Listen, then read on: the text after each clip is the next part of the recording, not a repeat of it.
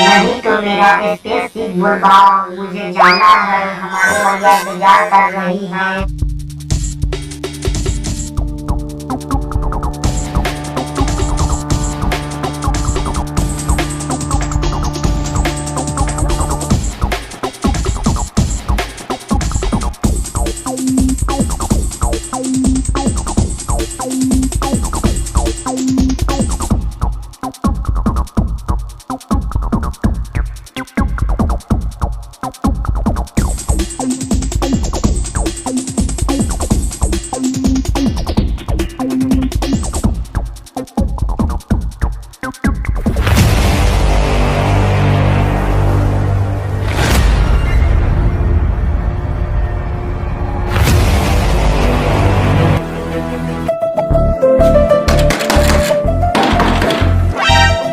कवन बारे रे सरवा, रुक आवताने।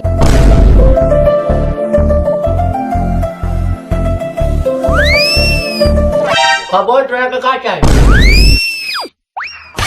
ए ई सब यहाँ ना होखेला। रउआ गलत समझ ले निका, हम यहाँ लेबे आइल बानी रूम। हमरा लगे रूम त नहीं के, हम जवना रूम में रहे ली ओमे एडजस्ट करे के चाहत तरह त बोल। हां रह जाए। ठीक बात चल।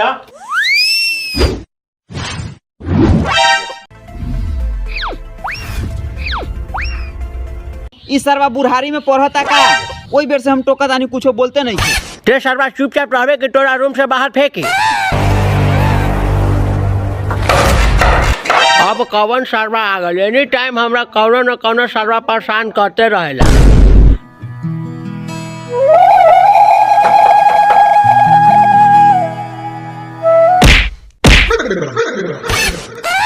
अरे बाप रे बाप, कवन सरवा हमरा लात मार के छाती के बाटे तोड़ दिल रे। सर रउआ यहाँ का करे आइल बानी? हमरा यहाँ रूम चाहिए रहे खातिर। सर हमरा इहे एगो रूम बा, एह में हमनी 2 आदमी रहे नी। अगर रउआ के कौनो तकलीफ नहीं खे त रउआ रह सकतानी। ठीक बा, हम यहाँ एडजस्ट कर लेम। बाकी ई बता, यहाँ तोरा कोनो परेशान तो नहीं खे नु करत? ना ना ऐसा कोनो बात नहीं है, सब ठीक बा। ना ना कोनो ऐसा बात हो तो बतावा। हम इंस्पेक्टर 420 बानी, 11 गो एनकाउंटर कर देले बानी। बर्मा के तलाश बा, उ बा साला चोर। काहे राउर में राउर के ब्लाउज चुरा के ले गेल का? तोरा कैसे मालूम चलल? ना राउर चेहरा पर लिखल रहल हा।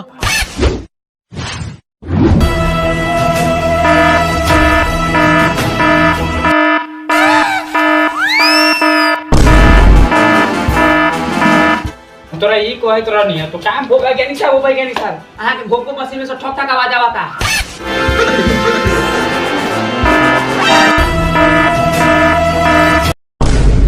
ना ई ना हो सकेला। का भइल? अनाथ हो गए, पृथ्वी पर एलियन उतर गइल बा। एकरा के जल्दी से जल्दी ना पकड़ल जाए तो पूरा पृथ्वी बर्बाद कर दी। एकरा पकड़ल कैसे जाई? तुम लोग मेरे साथ आओ।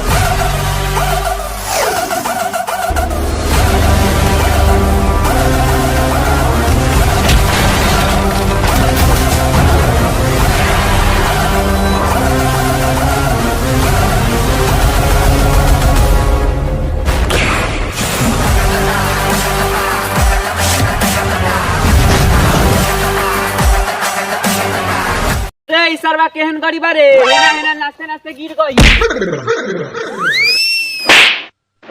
ये गाड़ी है, एमे एलियन रहेला।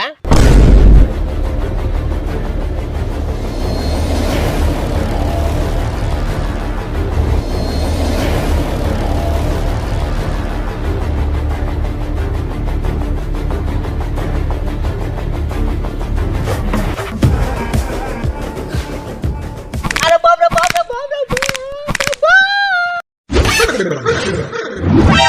तुम मुझे क्यों बुलाए हो? मुझसे तुमको क्या काम है? हम ना बोलैली है, ई सरवा के चक्कर में गलती से मिस्टेक भइल बा। तुम्हारे कारण मुझे अपना काम छोड़कर आना पड़ा।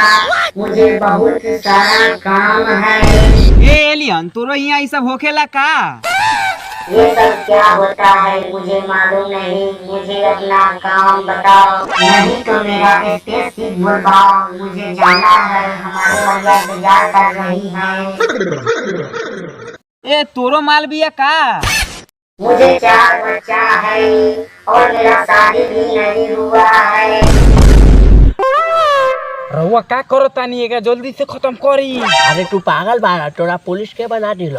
एलियन देश के आवाज भी कर सकेला, बर्बाद भी कर सकेला। मुझे अपने देश में जाना है, मुझे अपने देशवासियों से बात करना है।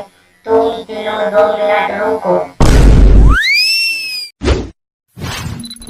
मैं पृथ्वी लोक में फंस चुका हूँ, मुझे लेने आओ।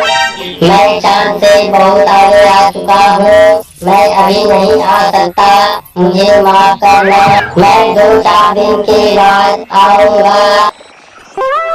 अब मैं क्या करूं? मैं पृथ्वी लोक पर कैसे रहूंगा? मुझे एक ट्रिप दिल्ली लेने की आदत है। सुनो सो, एकरा पास बहुते शक्ति बा, अब एकरा की करल जाए? अरे तो का बा, एकरा के लैब में ले चला जाए। लैब हमें ले जाइए, बाप के गार पर ले जाइए। ए साला तुम हमारे सामने ऐसे बोलेगा? हम पुलिस है, तुमको दिखाई नहीं देता? ए मल्लार के पुलिस वाला बुद्धि तो तनी सुख घाट नहीं खे। केने से पुलिस लागता रहो न, वर्दी पर स्टार बा न बंदूक बा, त पुलिस कैसन? ए वही वैसे बकचोरी काले बारे ते तो ही बोले कर का करे के बा। ए केहू सुना त बार नहीं खे तो हम बोली का? हमर कहे के मतलब ई बा कि उ एलियन बा, ओकरा के अगर बेच दिहल जाए तो हमनी के रातों रात अमीर हो जाएम। ए ये सब गैर कानूनी बा, ये सब हम ना होके देम। चुप बुढ़ी घाट के आठी। ए सही सही तो कहता, ऐसा मौका बार बार थोड़ी मिले वाला बा। वैसे भी हमनी तीनों के अलावा ओकरा कोई जानेला। चल ठीक बा, पर एका खरीदी कौन? हमरा के मालूम बा कौन खरीदी।